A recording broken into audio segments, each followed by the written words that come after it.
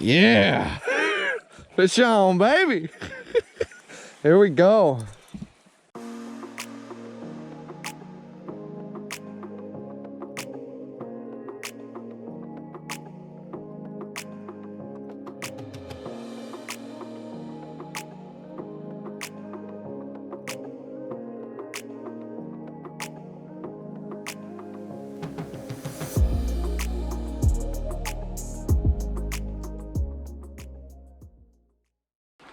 Well, hey guys, we are back in Michigan now doing a little winter steelhead fishing. Just got a short video here today. We're going to show you how to treat and cure spawn start to finish, from right out of the fish to tying bags. So hope that helps out. I know a lot of you have been asking questions about that.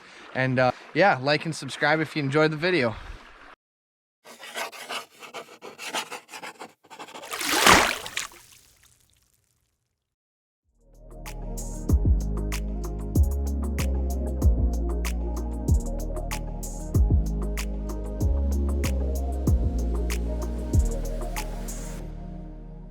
Well, you see in a lot of our videos that we do a lot of float fishing. That's what we're doing today too. Just in the winter time, just floating these bobbers through these runs. Nice and natural presentation seems to work best for us. And we're running two different baits today. We're running spawn bags, and we're also running jigs with wax worms. This is just fresh steelhead spawn. We got it cured up in Pautzke natural Braxo and we're also running marabou jigs too. Well, oh. That looks like my eggs. I think that's my fresh spawn, Josh. Ready. Stay on there. Oh, he's gonna be in the long. Come on. Come on, buddy. Or small. Come on. Big fat hen. Come on. Come on. Get out of there. Oh, you're good. Oh, we got him out. Come on. Oh yeah. Oh yeah. This is a good hen. We got a good flash at first. It's a good fish. Not bad, Captain Redbeard. Heck yeah. Got a bag chomper. Bow her down, baby. Just nice hen. We got some good spawn. Planted fish there. Adipose fins clipped. And just a perfect fish to harvest for some good bait.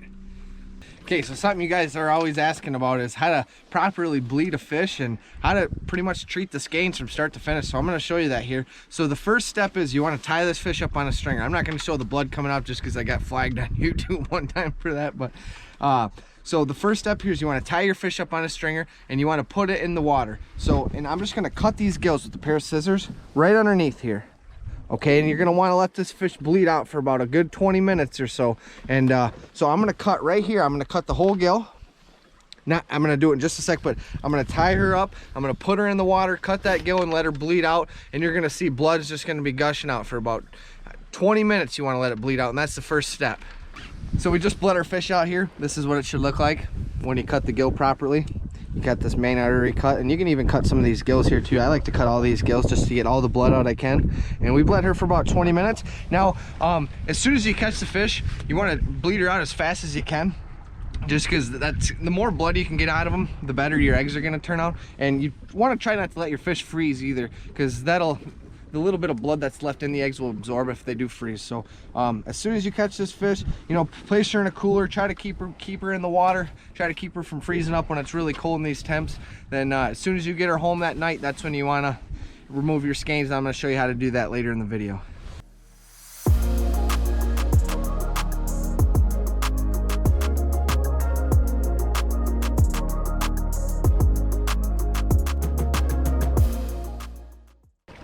We've just been kind of working these holes over. The bite has not been hot and heavy today. It's not been fast and furious, just kind of picking away at a fish here and there. And yeah, we have seen a couple nice ones though. He's pulling. We're in some really heavy current right now. We're just kind of trying to ease him back up. He's taking line.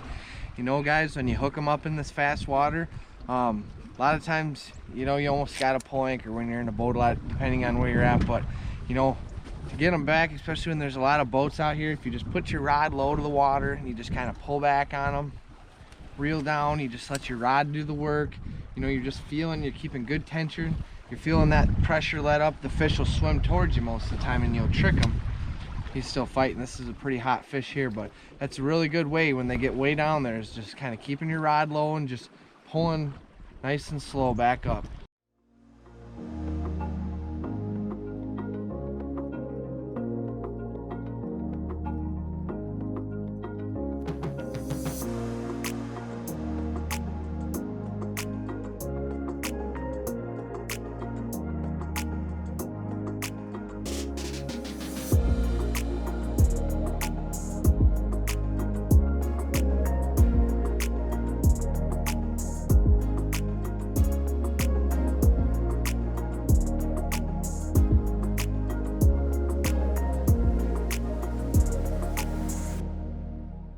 Okay, so the next step here is we're gonna remove the eggs from the fish. So we're just gonna take our knife and we're gonna go in and we're just gonna make a cut from here all the way up to the top and just barely underneath the skin, because you don't want to puncture those eggs yet. So I'm just gonna go. Okay. Now I got my skeins here. Oh, these are good ones too. Yeah, these are nice. These are nice and developed. Perfect fish to do this. This is a stocked fish. Those are really nice eggs. So now we're gonna take these back home with us, and we're gonna scrape them, and we're gonna tie some bags and cure them. So this is the next step of the process here. We got our eggs back at the house. They're blood free. Now if you bled your fish out properly, this is what they should look like. Just nice, clean, blood free skeins. Okay, so now we laid them out on some paper towel, and the paper towel is gonna absorb that excess blood that may be on them, and there usually is a little bit, so don't worry about it if there's a little bit. And now what we're gonna do, you know, I like to wash my hands with lemon joy soap, but if you don't do that, wear rubber gloves. You know, you just don't want to make sure you're touching like greasy stuff before you do this with your eggs. You want to try to make sure that you keep most of the scents off them here. So I'm just gonna take my hands and I'm just gonna gently just peel these apart, and you can see. Now you want to do this the night you get your eggs. The night you harvest your fish, get your eggs, because they're just going to fall apart like this nicely. And they're going to be way easier to work with. If you wait a day, you know the eggs are going to absorb the excess juices and blood that may be in the bag, and they just won't have the same texture. They'll be a little mushy, and they'll be harder to work with. So I'm going to do this with both the eggs here, both the skeins. And you don't have to get too crazy with it either. You just, you're just letting the eggs kind of fold apart as they go. You know, you don't want to force anything. You don't want to pop any eggs. I mean, if you can see this here, I didn't pop any of those eggs. There's no juices. They're all just pulled off. I just gently took my hands and I just gently peeled them apart here. So now what I'm going to do is I'm going to take my spoon and I'm going to scrape these eggs free of the membrane. So I'm going to start at one end and I'm just going to start working. And just nice and light. You just want to go nice and light, and those eggs are just going to fall right off that membrane. Now you don't want to use too much force. You got to take your time, just short little easy strokes, because if you really try to go hard and try to scrape it hard, then you're going to end up popping a lot of eggs. And do this on paper towel too, because that paper towel is going to absorb those juices. But the drier you can get your eggs when you scrape them, the better. You know, the better they're going to preserve, the better they're going to cure. You know, if you have a bunch of mushy eggs in there, they just don't seem to cure as well. But if you can get them like this, this is absolutely perfect. So if you can get these nice, dry, firm eggs after you scrape them, they're going to turn out really nice.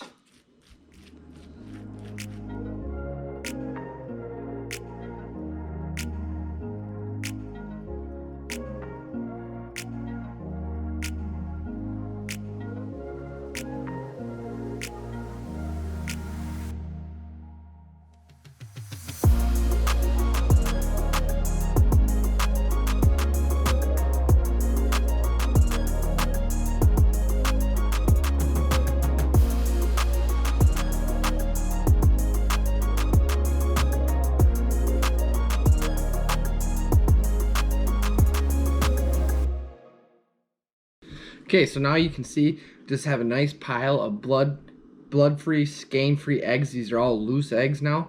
I scraped all these loose, so these are going to be great to tie up with, and they're going to cure up really nice.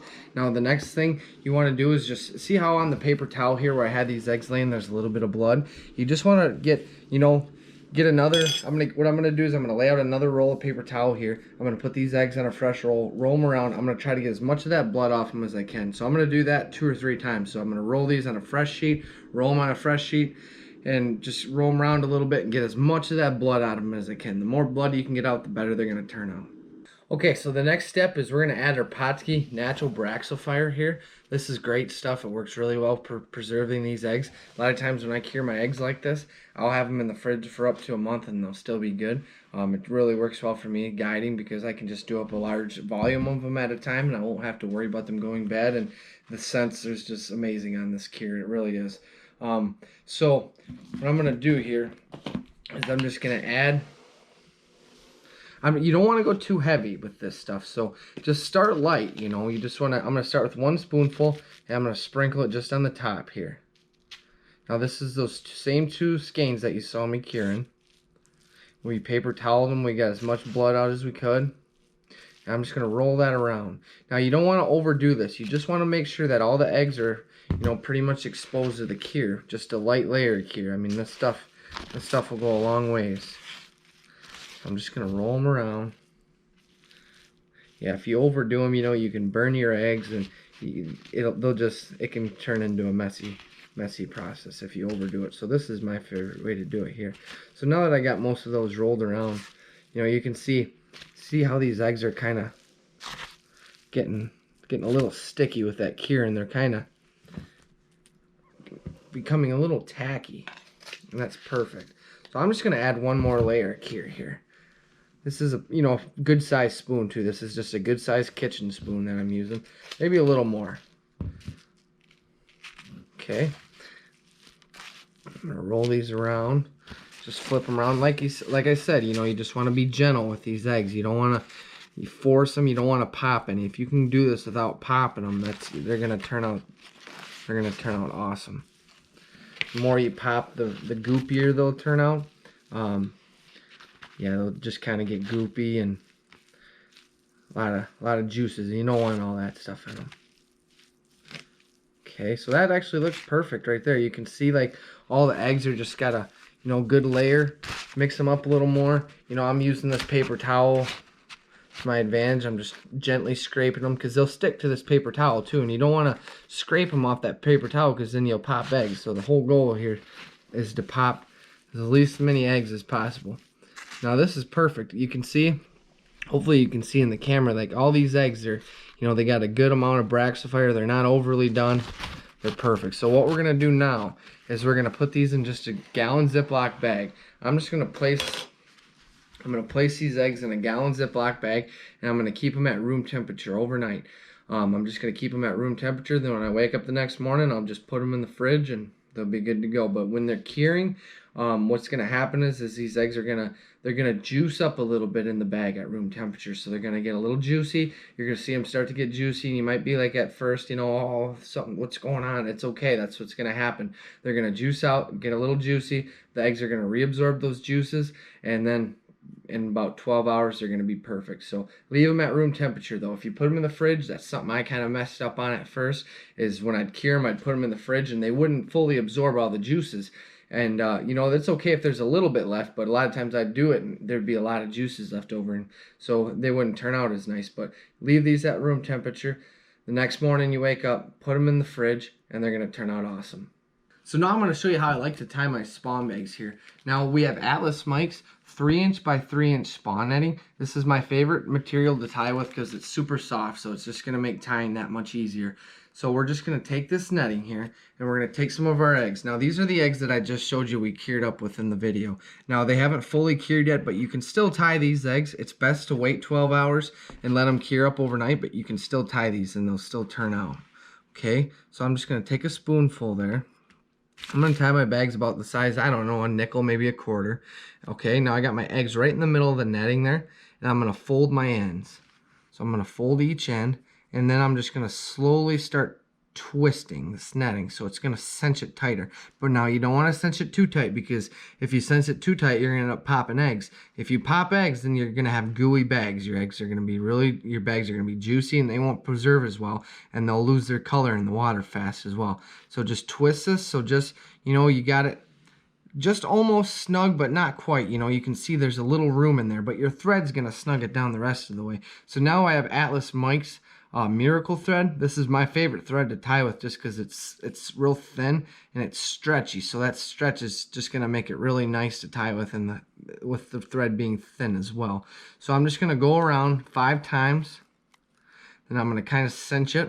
I'm gonna do 1, 2, 3, 4, 5 more times. And I'm gonna cinch it and break it.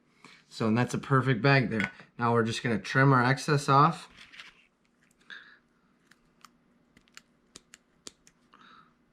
Use some new scissors. But that's a good bag. You can see no eggs are popped. It's a firm bag. You know, it's not juicy. All the eggs are still intact and they're not getting squished. You know, if your bags, if you get a product, you know, or you get your bag and it looks like this, you got it finished and tied and it starts juicing out, you know, the juices are coming through the netting, you tied it just a little too tight. So just use soft hands, wrap it nice and easy, take your time. And you know, as far as colors go, each river a different color works a little better. Pink, chartreuse, and white are my favorite colors. I run peach too, you know, sometimes red. So just throughout the year, different colors work a little better in each different tributary. So yeah, I hope this helps you guys out, and hope you enjoyed the video.